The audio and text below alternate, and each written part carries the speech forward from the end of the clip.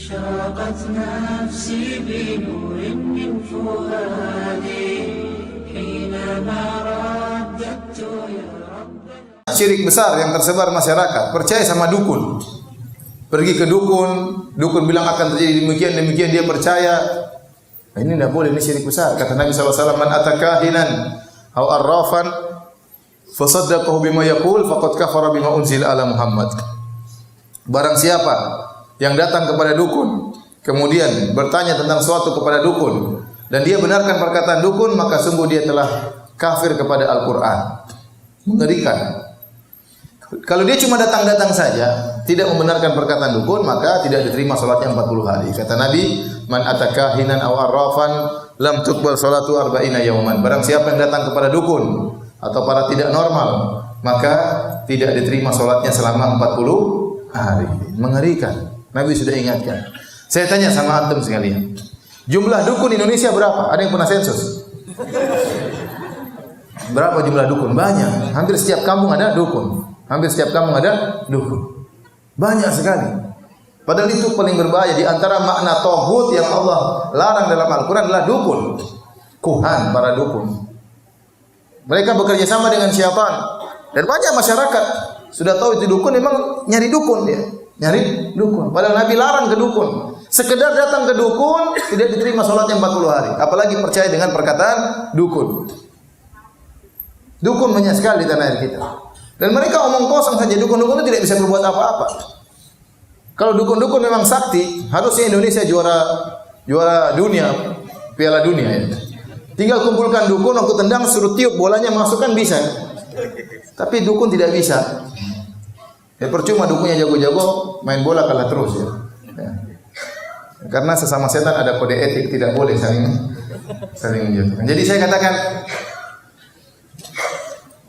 di antara bukti masih banyak orang yang suka dengan seperti ini. Contoh seperti kemarin Kanjeng Dimas yang bikin apa? Uang. Ada kan yang percaya dari Makassar? Ada tidak? Ada siapanya. Saya kemarin ngisi pengajian di Peruri, perusahaan percetakan uang di Karawang. Saya bilang, gimana Pak itu Kanjeng Dimas? Iya Ustaz, hampir-hampir perusahaan percetakan uang tutup. Kenapa? Cukup Kanjeng Dimas cuma ceret uang keluar. Kita setengah mati nyetak uang ya. Mereka cetak uang itu mereka bikin uang dulu, terus uang sementara, tidak langsung beredar, dicek ada rusak-rusaknya atau tidak. Setelah oke baru mereka cetak besar-besaran.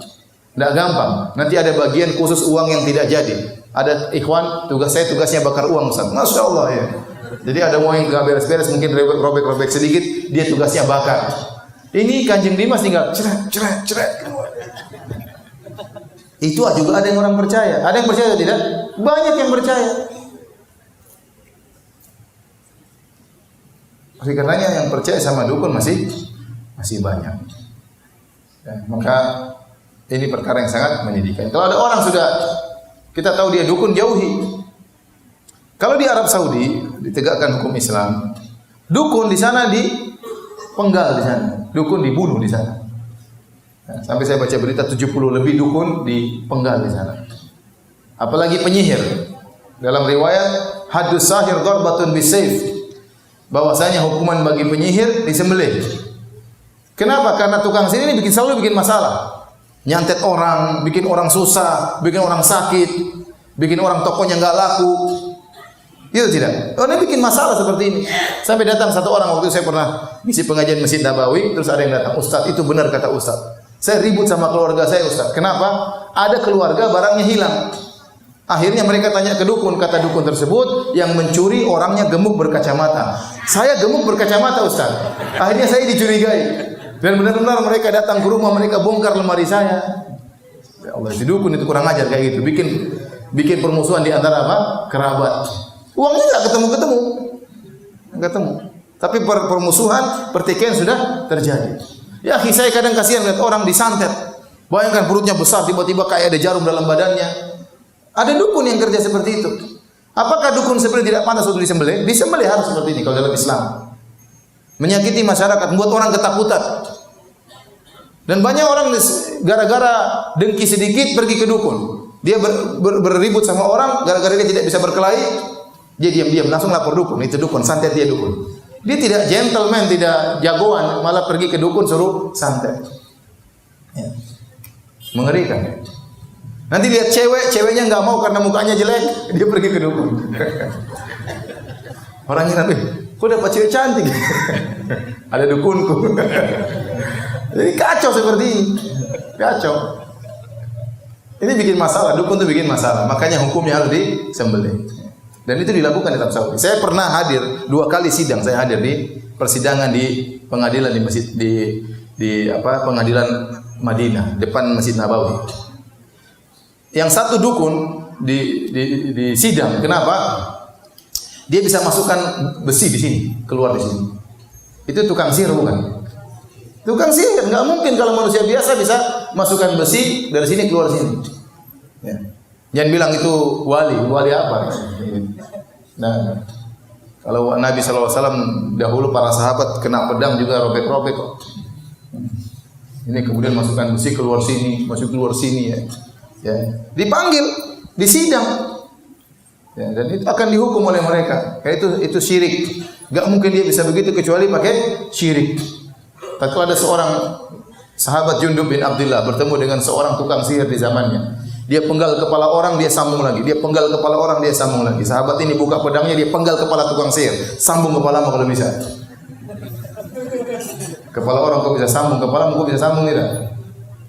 Tewaslah orang tersebut.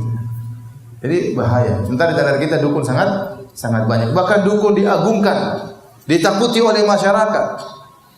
Padahal ini sumber kekufuran, sumber kesyirikan dukun-dukun tersebut. Satu lagi ada dukun, saya pernah hadir juga di sidang.